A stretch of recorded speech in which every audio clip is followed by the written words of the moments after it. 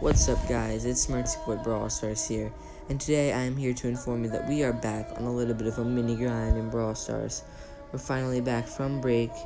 We are not on break. We will not be on break for probably a while now, or at least not playing at all for a while now. We'll be playing quite a bit now. Now that I am done with the first few weeks of school, which are always kind of chaotic, and I just did finish the ACT testing and some other tests, I can finally relax and be able to have a little bit more time to play. Also, soccer season for our high school is over, so that's also nice now that we have more time to play Brawl Stars here. And so everything's a lot more manageable now. So I'm probably going to put some gameplay in the back or something while I just talk to you about what's been going on for the past couple months and, and so on. So, what was it? I think it was maybe August, late August, very late. I decided to take a break just because the game was kind of getting a little bit stale with the meta. Things were kind of getting boring. Matchmaking was bad. It was way too easy to push. It was all time-based, all that stuff. All that still applies right now, but I still enjoy the game.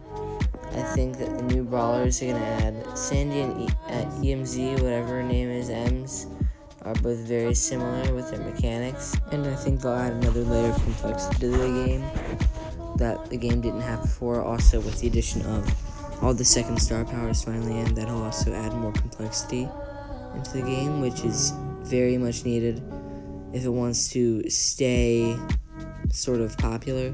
Now, I do enjoy the simplicity of the game. That's one of the facets of it that makes it so fun, but I think it always needed a little bit more. And I think the second star powers are a great way to kind of supplement for the simplicity and make it so there's a lot more strategy involved in the game and a lot more, sort of planning before matches. What star power is the best on the specific event, the specific map, etc. And so I feel like that was sort of a needed addition that kind of keeps the game fresh. Now, with all the new brawlers being added, there's of course always going to be trophy inflation, and that is incredibly hard to avoid. But when they made the trophies 8 for a win, 6 for a loss for 500 to 600. When they did that, they just worsened trophy inflation by so much and made the game so much more time-based. So the leaderboards don't really accurately reflect who the best players are. Now, don't get me wrong, that really wouldn't happen in any game. No game really reflects it perfectly, but they just made it so much worse. And it just really takes a hold on people. I mean, just this week, or last week was it, Ash, YouTube, you guys probably know who Ash is. He pushed to 30,000. And so the first week of his little push, well, first of all, he did a preseason push.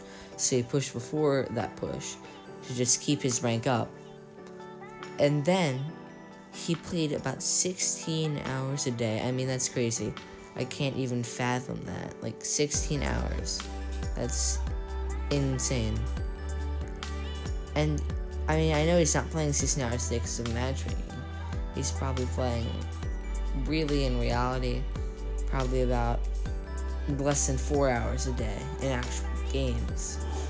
But still, that's unfathomable. I can't really even imagine that, and I really could not do that. So, I mean, you get my point. I still really did not like the trophy bounce changes, and I really think it was a mistake in Brawl Stars' part for the top community, but I understand the demographic of this game is targeted towards kids, and that the demographic of this game is, they're going to target it towards who plays the game the most. They're a majority of people who aren't the top players. And so they want to make money, and so they're going to, make it better for their lesser trophy players, the more average player, the more casual player that's just kind of playing for fun. And so I guess I can see why they would make this a lot easier to push trophies, because people are probably getting frustrated, like, oh, I can't get past 300 trophies as a brawler because I don't have a positive win rate. Now you literally need like a 66% win rate. Or not 66, 33% win rate. And you can still stay even, which is kind of sad though. I mean, you really should not be able to, should be pushing that high if you've that bad of a win rate. But, you know, it is what it is. It's done now.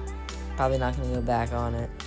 And, you know, I just got to prove that in practice that I'm still a decent player. You know, I was a little bit rusty. I had to shake off the old rust when I first got back on. But, you know, eventually I did.